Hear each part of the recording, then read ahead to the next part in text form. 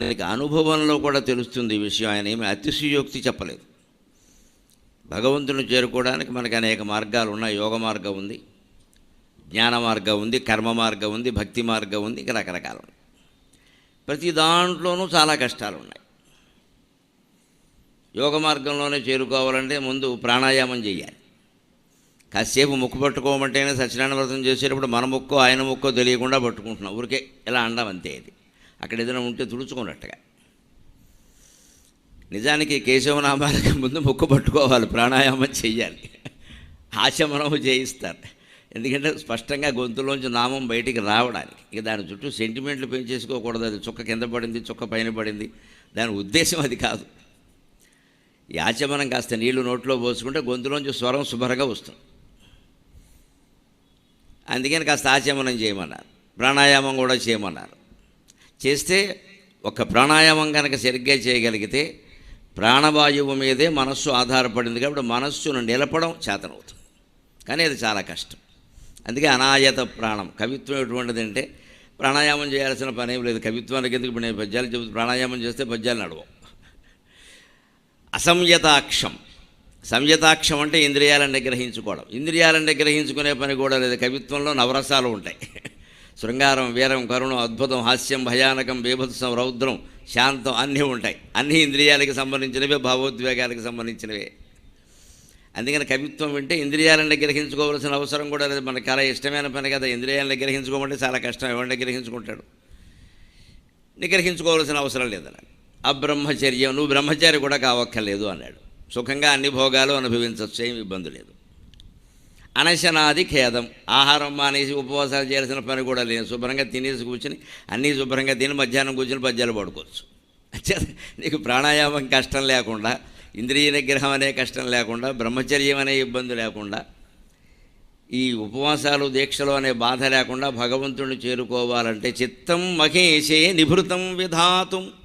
పరమేశ్వరుని యందు, మన గోష్పాదేశ్వర స్వామి యందు మనస్సుని అలా నిభృతం విధాతం, మళ్ళీ అక్కడి నుంచి బయటికి రాకుండా స్థిరంగా నిలబెట్టాలి అంటే సిద్ధ కవీనాం కవితైవ యోగ. కవిత్వం ఉంటే చాలు అన్నది. అంచేత వినేవాళ్ళం మనమే ఇంత అదృష్టమైతే ఈ పద్యాలు మనకు అందించినటువంటి త్రిపురాంతక కవి ఎంత అదృష్టవంతుడు. అటువంటి వాళ్ళకి మోక్షం వస్తుందని వేరే చెప్పాలా? జ్ఞానం కలుగుతుందని వేరే చెప్పాలా? నా గురించి కృషి చేసేటువంటి వాళ్ళకి తగిన జ్ఞానాన్ని కూడా నేనే ఇస్తాను అన్నాడు భగవద్గీతలో పరమాత్మ. మీరు మార్గంలో ఉండండి, ప్రయత్నం చేయండి. ఒక రోజులోనే రాకపోతే నేను ఇస్తానుగా. ఆ జ్ఞానం ఇచ్చి మోక్షం ఇచ్చే పూచి నాది అన్నాడు. జ్ఞానం ఇవ్వకుండా భగవంతుడు ఎప్పుడూ మోక్షాన్ని ఇవ్వడు. అర్జునుడు భగవద్గీత కూర్చుని విన్నా, నుంచుని విన్నా, 18 అధ్యాయాలు విన్నా మోక్షం రాలేదు. మళ్ళీ పోయేవాడుగా పుట్టాడు. భక్త కన్నప్ప అర్జునుడే. కన్నప్పగా పుట్టాక కళ్ళు కూడా తీసి భగవంతుడికి ఇచ్చి త్యాగం చేసేగా వచ్చింది. సరిగ్గా దానికి భారతంలోనూ కన్నప్ప కథలోనూ చూసుకుంటే ఆ కర్మబంధాలు ఎంత విచిత్రంగా ఉంటాయో అర్థమవుతుంది. అర్జునుడుగా ఉన్నప్పుడు ఆయన పంది కోసం పరమేశ్వరుడితో యుద్ధం చేశాడు. పంది కోసం పరమేశ్వరుడితో యుద్ధం చేశాడు 3 రోజులు.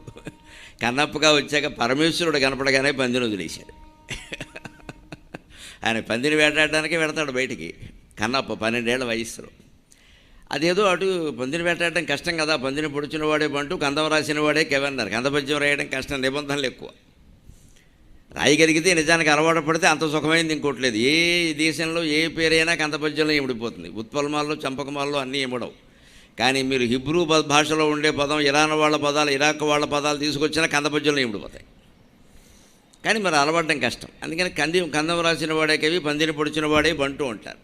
పందిని పొడిచిన వాడు బంటుని ఎందుకు అన్నారంటే సింహాన్ని చంపడం చాలా కష్టం కదా, పులిని చంపడం కష్టం కదా. కానీ సింహాన్ని చంపడం ఎందుకు తేలిక అంటే ఒక దెబ్బలో సింహాన్ని వీడిని చంపకపోతే అదే వీడిని చంపేస్తుంది, గొడవ వదిలిపోతుంది.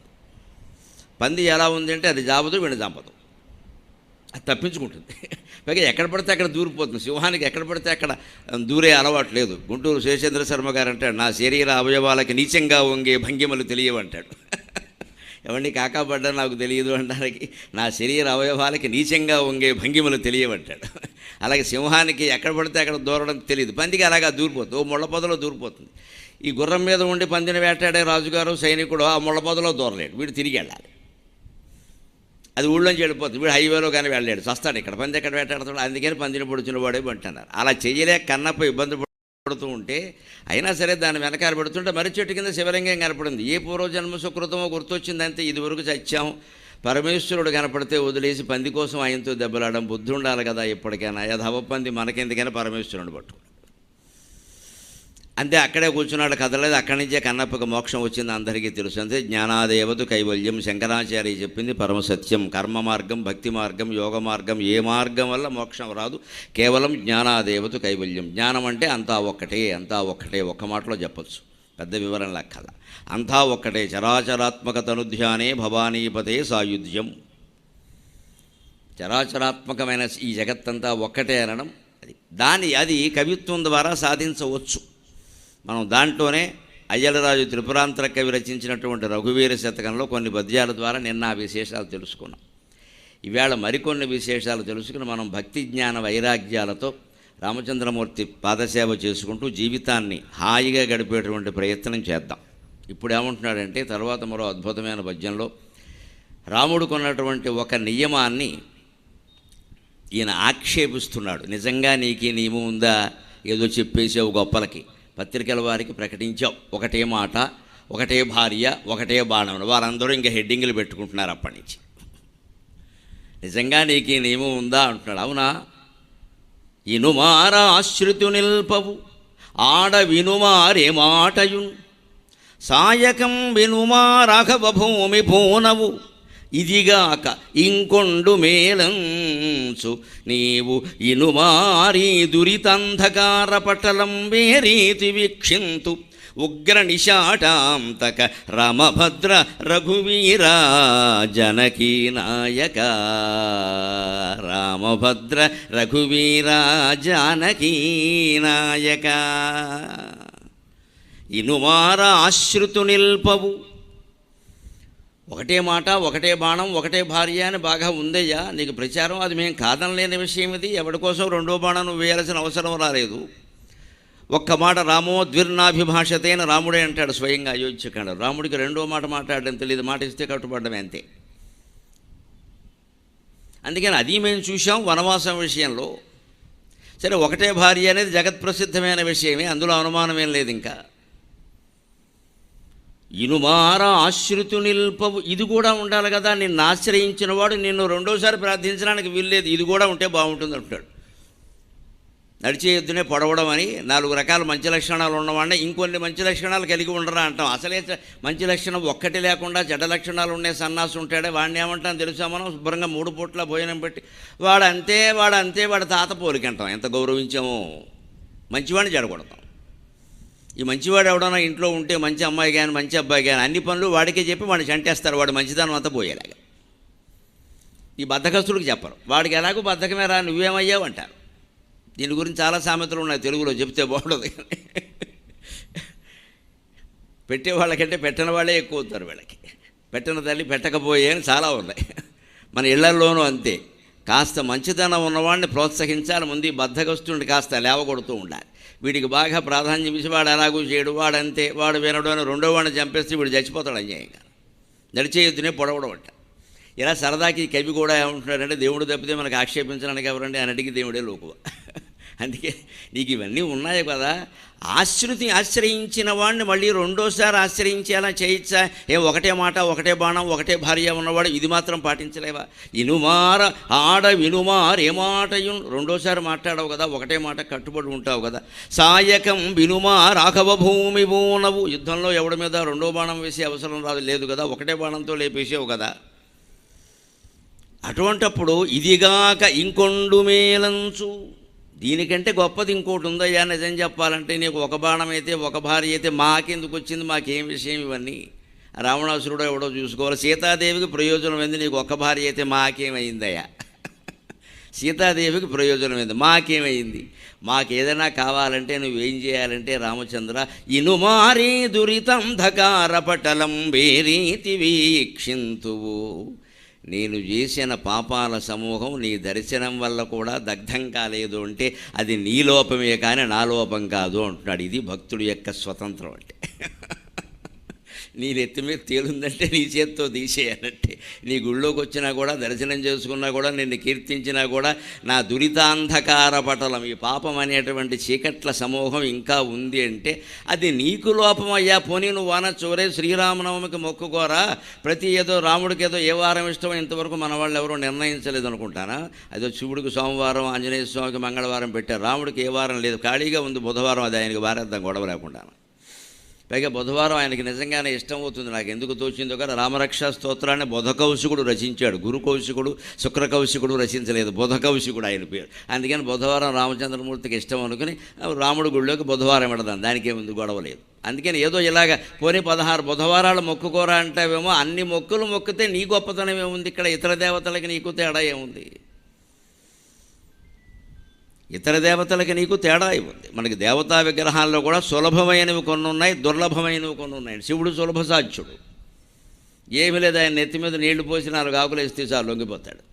అమ్మవారు అలా దొరకదు, దొరికినట్లే దొరుకుతుంది, చెంపబాయి కొట్టేస్తుంది. ఆవిడ శక్తి ఆయుధం ఎప్పుడు 2 వైపులా పనిచేస్తుంది. భారత యుద్ధం 18 రోజుల యుద్ధాన్ని జాగ్రత్తగా చదివితే పరిశీలిస్తే అర్థమవుతుంది. కొందరు బ్రహ్మాండమైన వ్యక్తులు వేసిన శక్తులు వాళ్ళ మీదకి తిరిగి వచ్చాయి. ఎందుకంటే శక్తి ఇది 750 కేజీల బరువు కలిగినటువంటి మనిషిని చంపాలి అని శక్తిని ప్రయోగిస్తే వాడు 550 కేజీలే ఉన్నాడు అనుకోండి, వాడిని చంపి మిగిలిన 200 కేజీల కోసం వీడి దగ్గరికి వచ్చి వీడిని వేసేస్తుంది. అది ఈ కృత్య, ఈ దుర్వాసుడు ప్రయోగించే కృత్యలు, క్షుద్రదేవతారాధనలు ఇవన్నీ అలాగే ఉంటాయి. చేతబడి, బాణామతి లాంటివి అంటూ ఉంటారు. ఇవన్నీ ప్రయోగాలు వికటిస్తాయి. వాళ్ళందరికీ మీకు ఒకటే లెక్క, ఒంటి నిండా పొక్కులు వచ్చేస్తాయి. ఉపాసకులకి ఇవి వచ్చాయంటే ఇంకా వాడి దగ్గరికి వెళ్ళక్కర్లేదు, మనం ఇక వేరే చూడక్కర్లేదు. ఇంకా ఈ చేతి నిండా పొక్కులు వచ్చేస్తాయి. ఇంకా చొక్కా విప్పితే ఇంకా ఘోరం. అందుకే చొక్కా మీద చొక్కా దొడుగుతారు, నాటకాలు ఇవన్నీ. అంచేత ఈ శక్తి ఉపాసన రకరకాల దేవతా ఉపాసనలు ఉన్నాయి. మాతంగి ఉపాసన తొందరగా వస్తుంది, శీఘ్రం. ఇప్పుడు ఏదో కొత్తగా మొదలెట్టారు రాజశ్యామల, రాజకీయ శ్యామలను చేసేసారు ఆవిడ. అందుకే ఈ ఉపాసనలు ఉన్నాయే, తొందరగానే వస్తే తొందరగానే పోతాయి కూడా. అదే రామచంద్రమూర్తి ఉపాసన, శివుని ఉపాసన,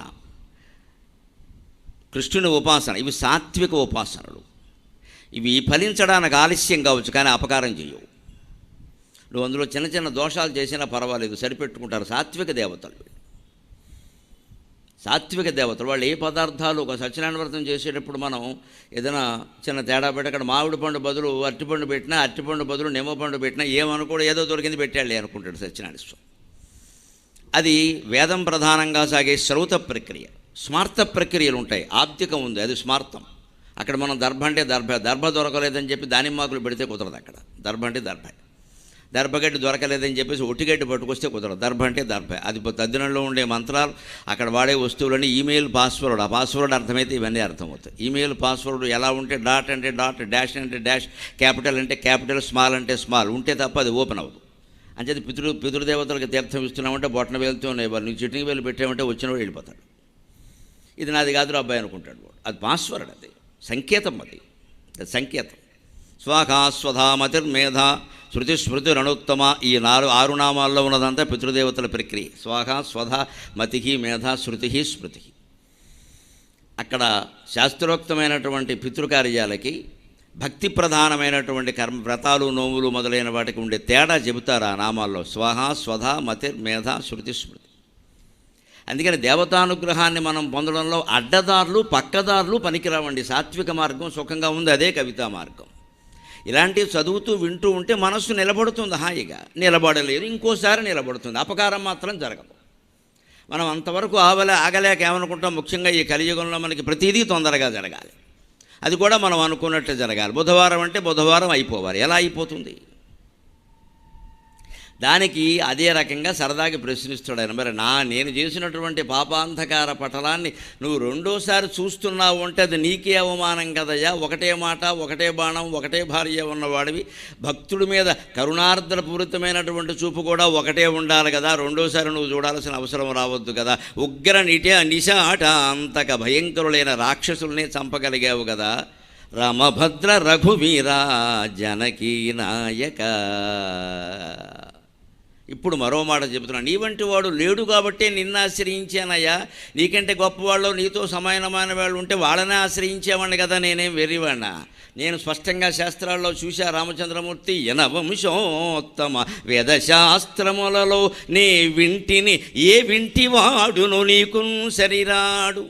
యనవంశోత్తమ వేదశాస్త్రములలోనే వింటిని, ఏ వింటివాడును నీకు సరిరాడు. నీకు గలబంటు నన్ను రక్షింపు, ఏ వింటివాడును నీకు సరిరాడు. యనవంశోత్తమ వేదశాస్త్రములలో నే వింటిని, ఏ వింటివాడును నీకు సరిరాడు.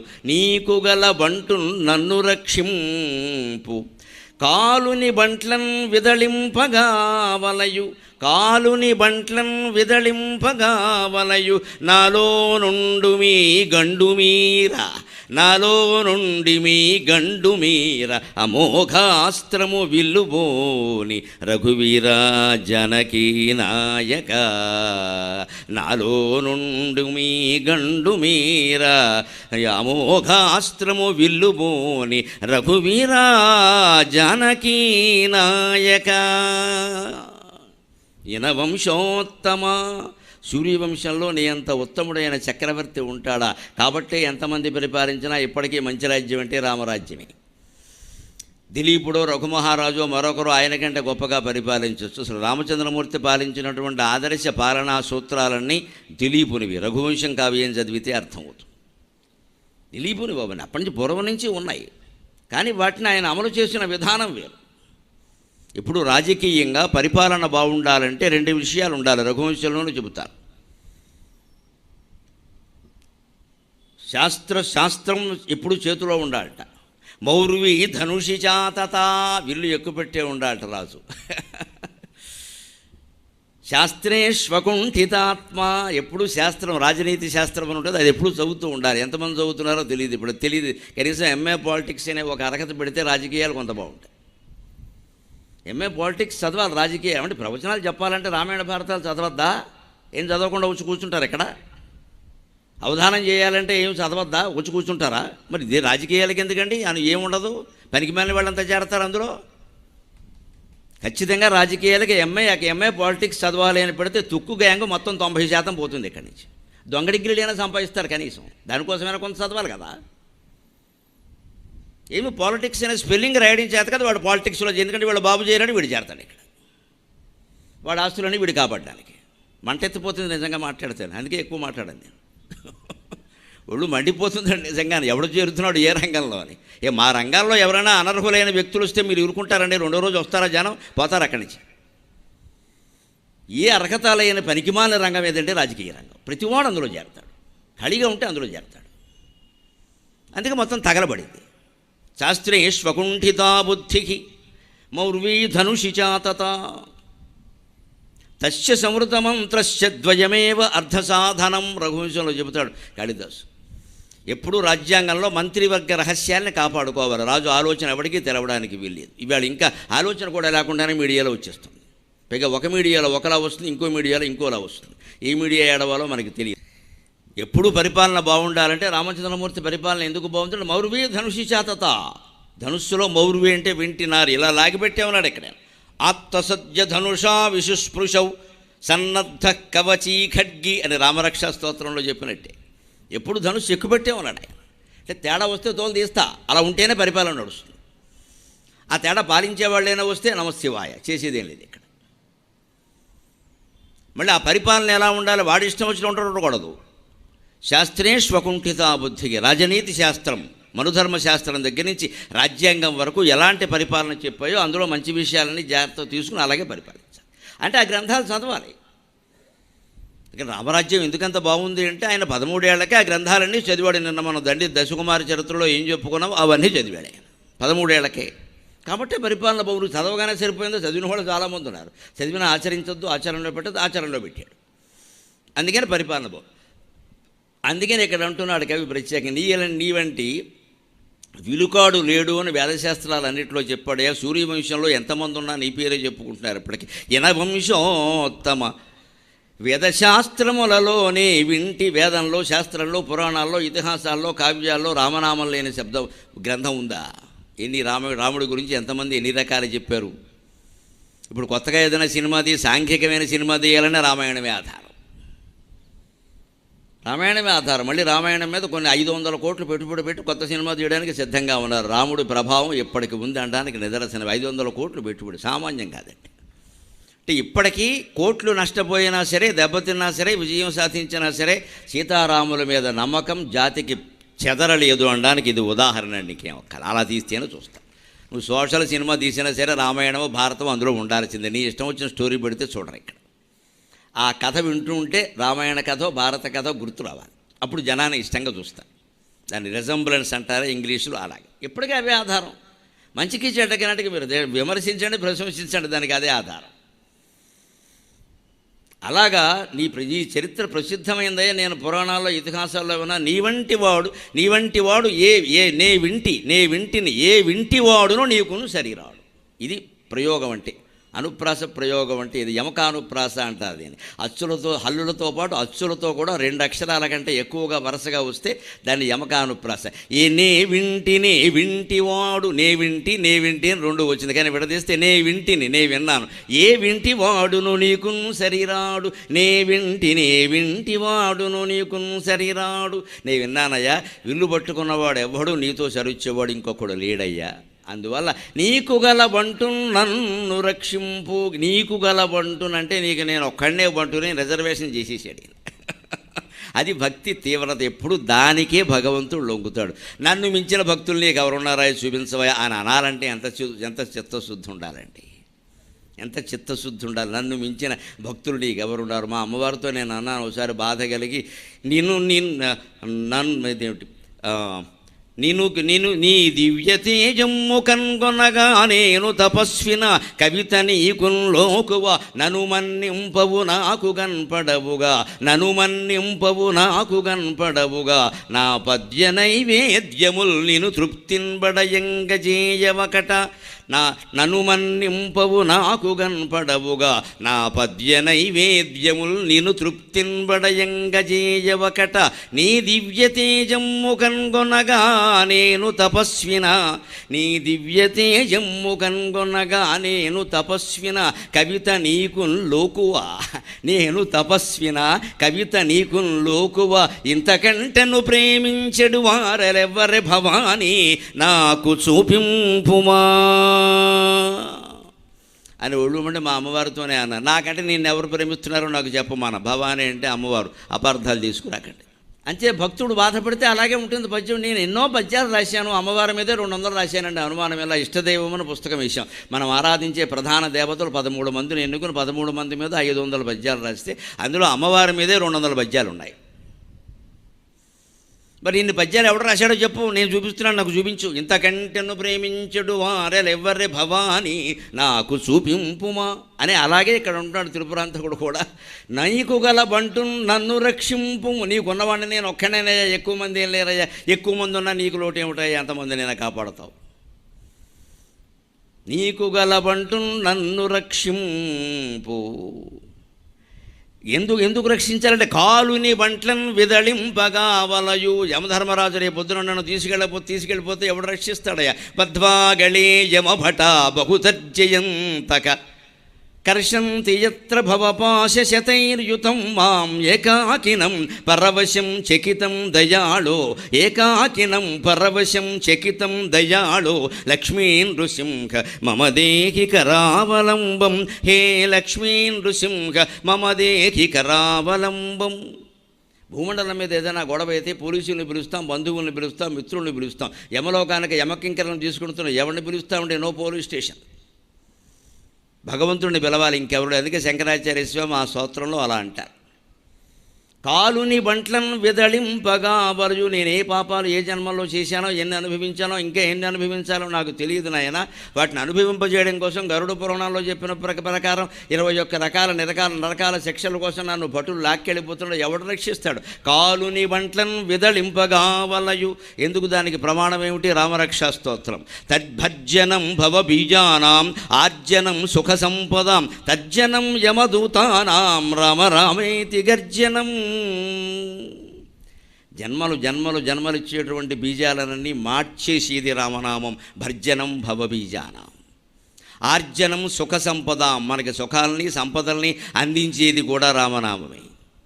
తర్జనం యమదూతానాం. యమదూతల్ని తర్జింపచేసేది, బెదిరించేది కూడా రామనామమే. అందుకే సంస్కృతంలో ఈ చూపుడు వేలని తర్జని అంటారు, అంటే బెదిరించేదని అర్థం. అందుకే తర్జన భర్జన అంట.